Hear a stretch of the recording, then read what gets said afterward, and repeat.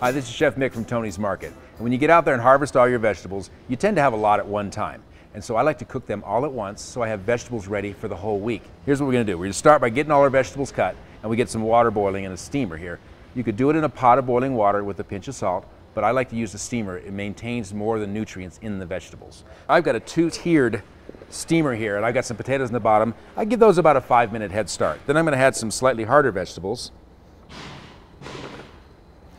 My carrots, I'm going to give those maybe 2 or 3 minutes cooking. And then to that, I'm going to go ahead and add my cauliflower, which will take a little bit less time than the carrots. We'll cover that back up, and we'll let that go for a few minutes. And just keep adding things in stages from the hardest to the softest. Okay, so while these vegetables steams, let's work on our fish. I've got some beautiful Arctic char here. We carry this at Tony's along with a lot of other sustainable fishes. And what I'm going to do here is I've got some miso, white miso, Shido miso they call it, and I'm mixing it with teriyaki sauce. These two mix together really well, and then this is going to go right on the fish. I like to put the fish into a glass dish because that's going to keep it nice and cold in the refrigerator. Now this could just marinate a couple hours, or ideally I would put this in the refrigerator overnight. Now you could grill that fish, or you could saute it, or you could broil it, whatever you like. I've got some in my little grill pan here. I went ahead and seared it on the flesh side first for about 3 to 4 minutes. And then I turn it over and I finish it a little bit slower on the skin side. So it's ready to go here. This is just right.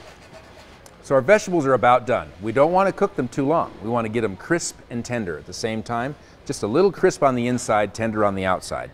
Had a chance to steam? Beautiful. The color will be enhanced once it steams, and it's a really nice way to go. Steam them a little bit, and then we're going to take them out and shock them in this ice water. The reason we're doing this is we want to stop them cooking. We want to avoid overcooking the vegetable. Okay, once they've had a chance to chill down real good, I'm going to scoop them out with my spider here and retain the rest of the cold water. And I like to put these into, I like to use this little plastic Tupperware. It's kind of handy. You put them in there, nice and cold, goes right into the fridge, and then you're able to cover them up and take a little bit out at a time. Next, I'm going to take out these snap peas. Into the ice water they go.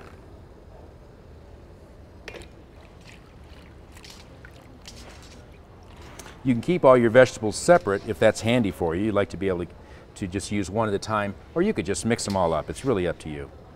Now the carrots.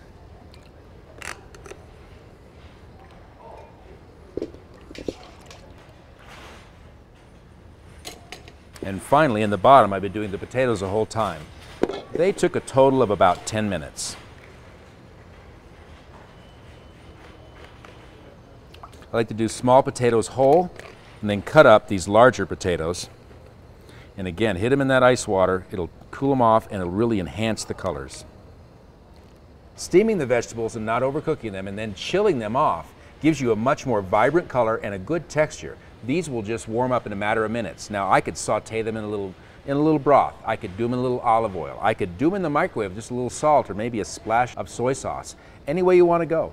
All right, we're ready to plate. Got a little spinach salad. I love spinach, crazy about spinach. We're going to go ahead and mix that with our fish. And then a nice mixture of vegetables. Got some broccoli, some green beans, carrots, and cauliflower, a couple of potatoes, and some bell peppers on top. Because I've used the miso, I think soy sauce will be perfect with this. We'll just give it a little drizzle of soy sauce. And there you go. We're ready to dig in. You can get this recipe at digincolorado.com.